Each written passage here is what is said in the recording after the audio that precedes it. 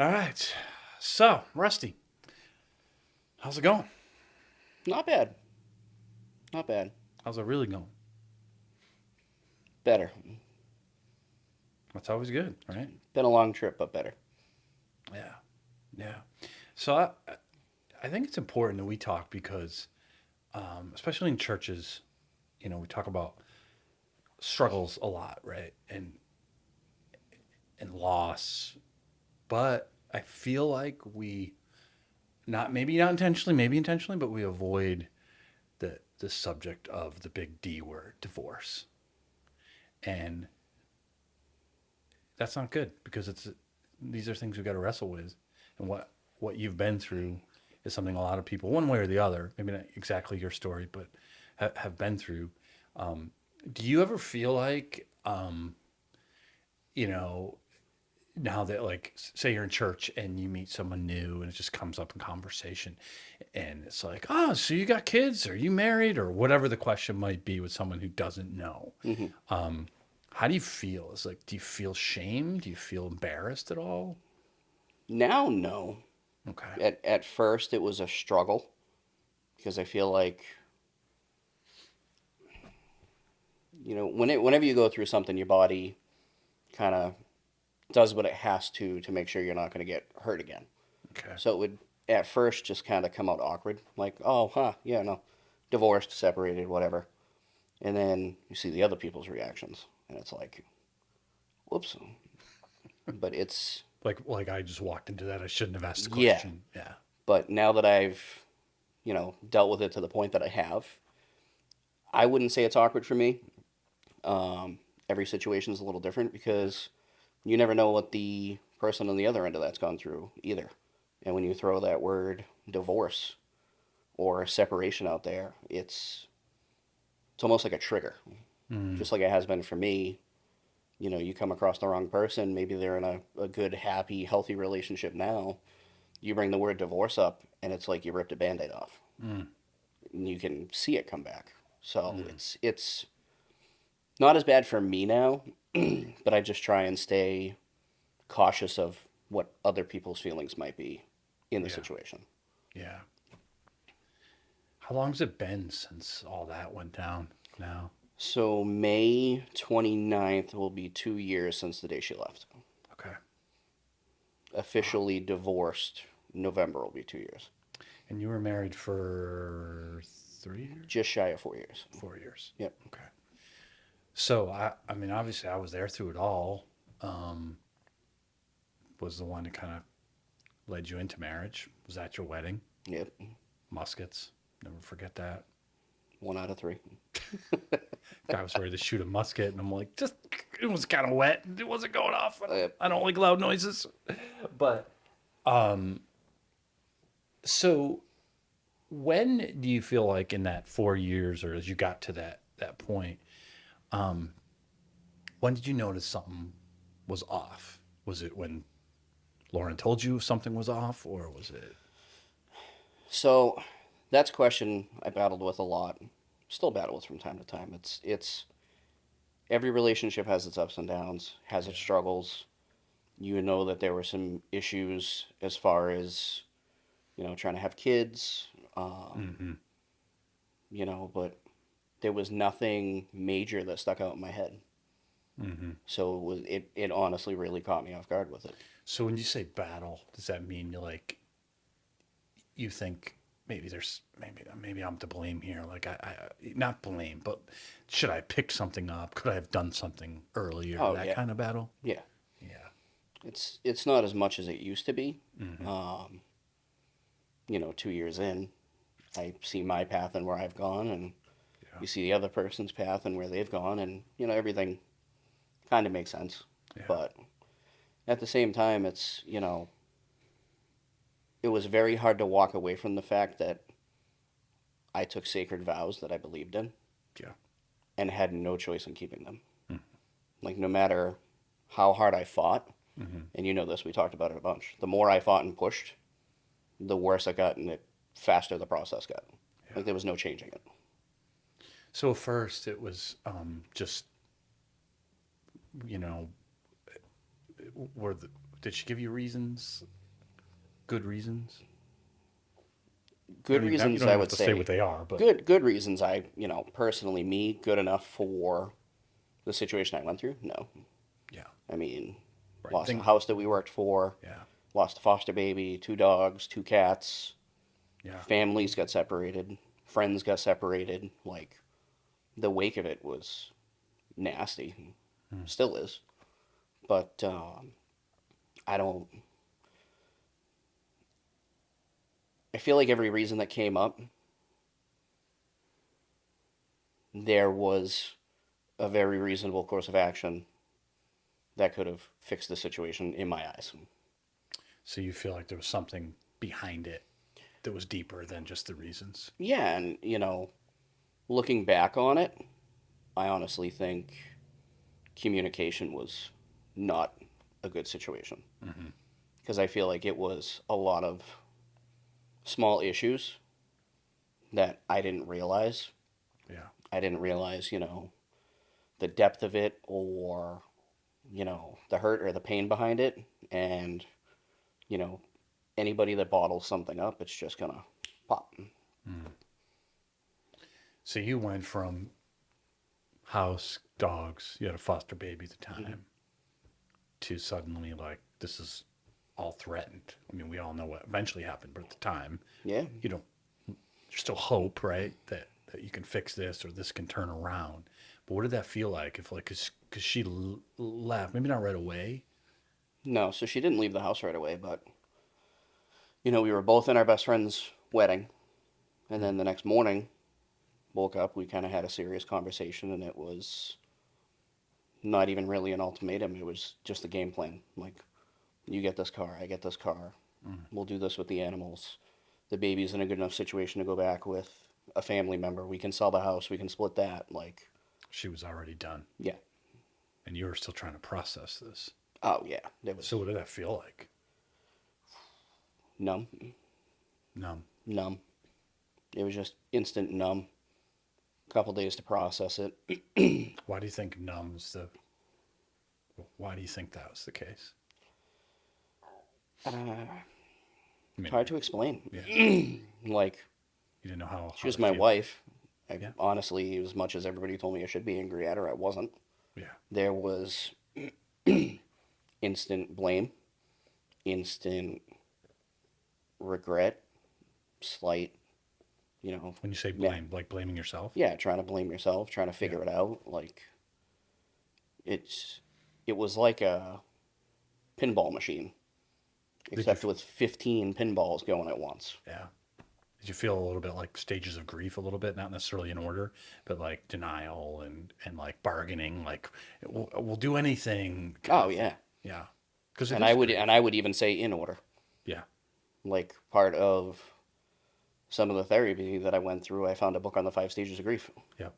and You're it's like, I hit every single one of them. people don't always equate that, but any loss is is grief, whether someone's passed away or or not. It's a huge hole that's been put in your Yeah, life. you're mourning somebody that's not dead, Right, but you're also mourning somebody that you have to have constant interaction with right. because, I had to do some repairs on the house to sell it. It Yep. took a little while to get the foster baby situated, so it was almost like having a custody agreement, Yeah. and it was a lot to balance all at once. During that time when you just heard and you were feeling numb as you said it, what was your what was your faith like? Where was God and all that for you? At first, it was a lot of whys, Yeah. and wasn't it's hard to say it because I have a friend group with a lot of non-believers. Yep. So, first reaction I get is well, how could your God do this? How could your God do that? And I'm like, that's not the whys that I'm asking. I'm not asking why me or, why the situation, because whether we agree with it or not, he's going to give us what we need when we need it. Yeah. He's going to put us through what we can handle. I don't know the reasons for that yet. I may Never completely know the reason for that yet. But my questions were, why didn't I do better? Why didn't I see this? Mm-hmm. You know, why didn't I communicate better? Why didn't I notice this? Mm. You know, why didn't I see signs? How can I fix it? And then when you realize that you can't fix it, why am I not good enough to fix it? Why am I, it was, in a sense, a lot of self blame. Mm. But I want to say it probably took me a good week before I picked up the Bible. Mm-hmm. Why do you think that is? I just think my mind was all over the place, to be honest with you. Mm-hmm. And I just remember coming home one night from work, still had the dogs and the cats in the house, took care of them. Started, getting a game plan together, working on the house. Mm-hmm. And I think I finally figured out what like true prayer is because I remember just sitting on the floor in the basement going, you know, what do I do? Mm. Like, how am I going to get through this? Yeah. It's some of my family background coming up to this. Not a lot of family left on my side. Most of the people that I had to turn to and confide in were on her side of the family. Yeah. So you're sitting there and you're like,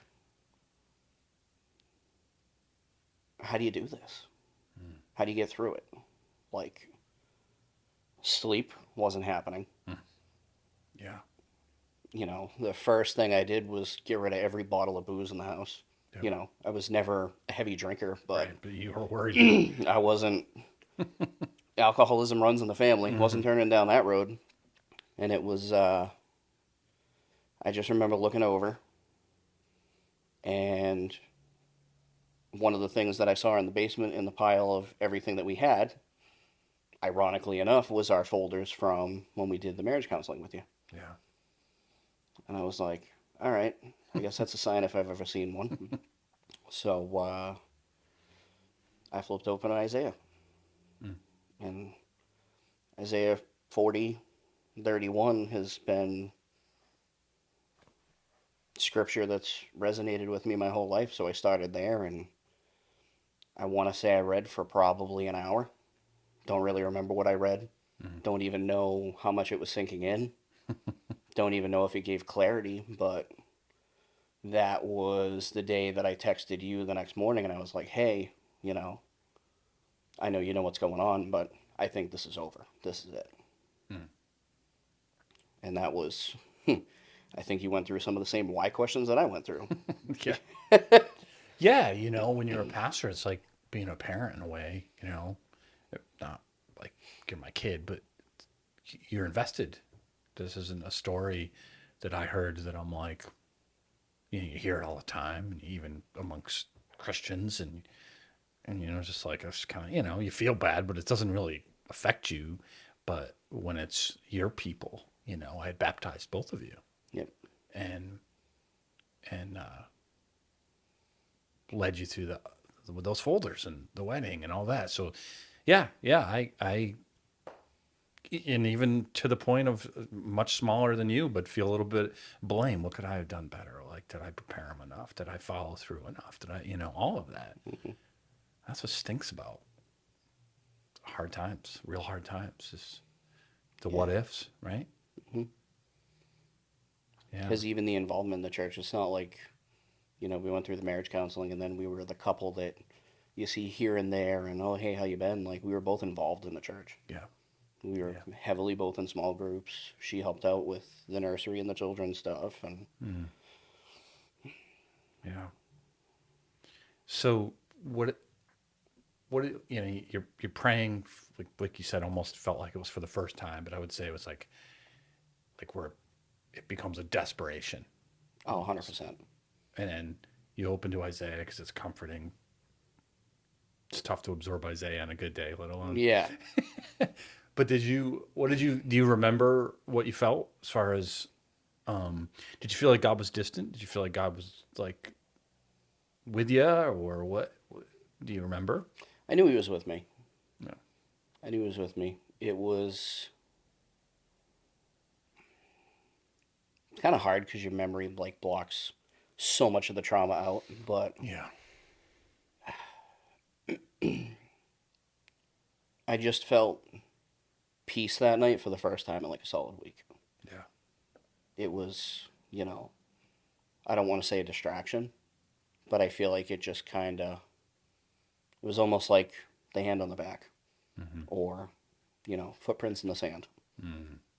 There's only one set right now because I'm going to carry you through this. Mm-hmm. And I think it was Steve that I talked to after that too. And even he said it.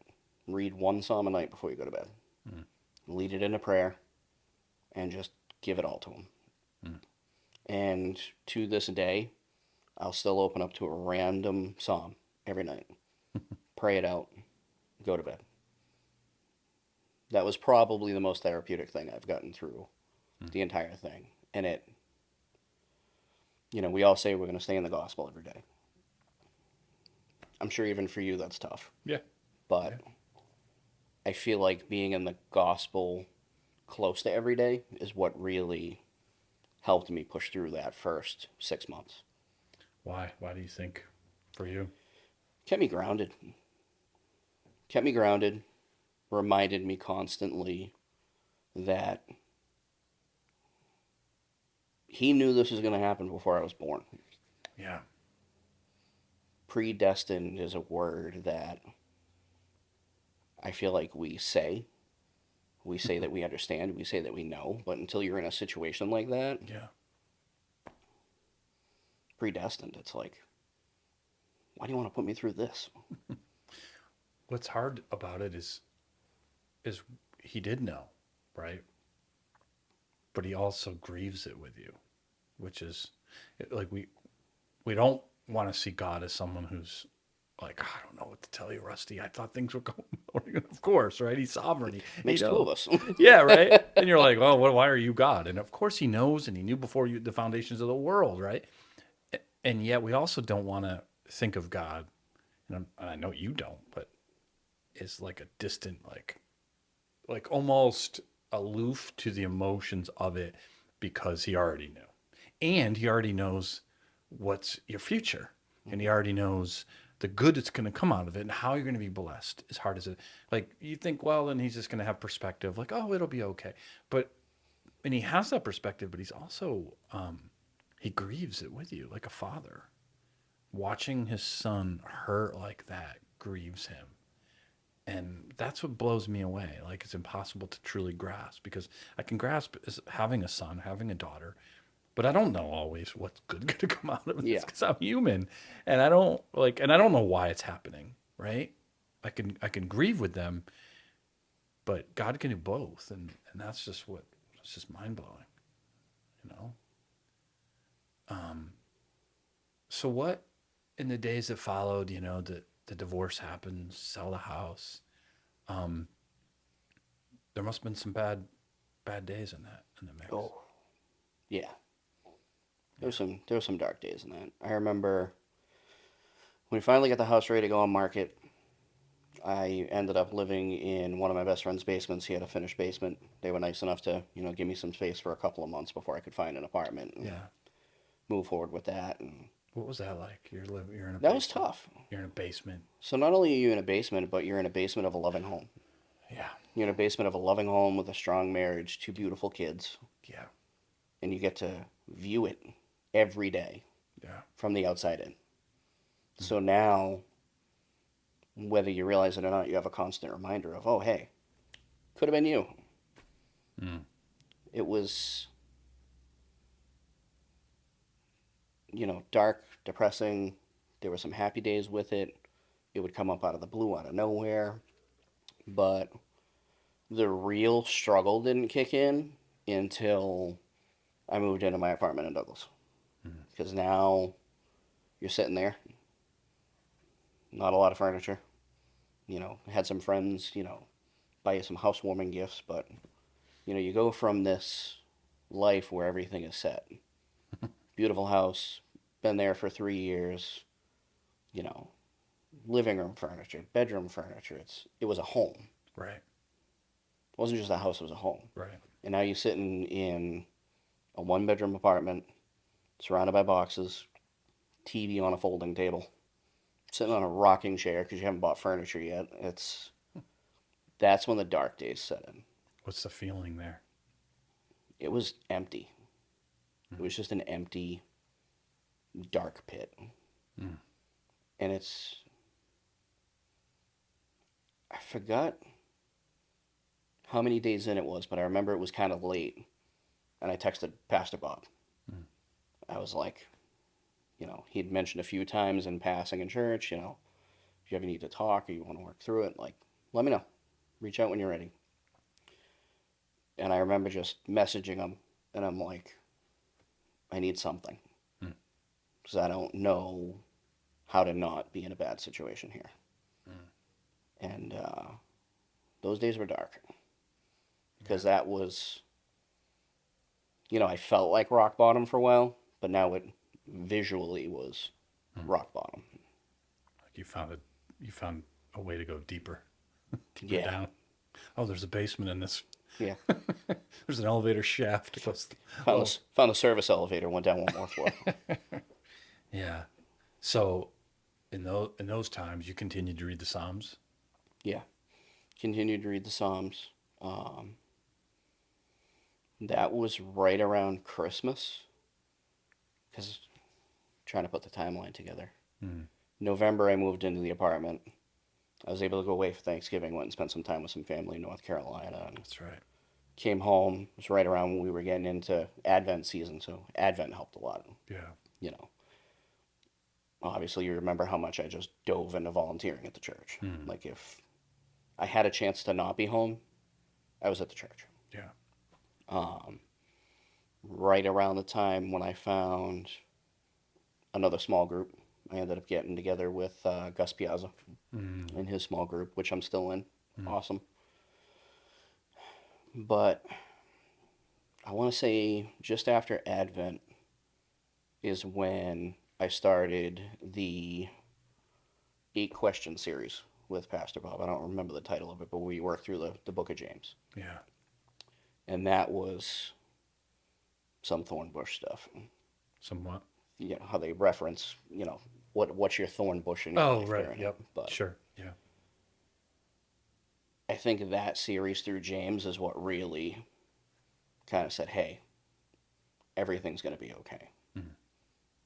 Because it made me dig a little deeper into it. I had the guidance of Bob and Steve with that. But, that's when I guess everything biblically started to make sense. What do you mean? When you're in it, it's very hard to understand, hey, this is going to be okay. Yeah. Like, this is not the end of the world. Right. This was God's plan.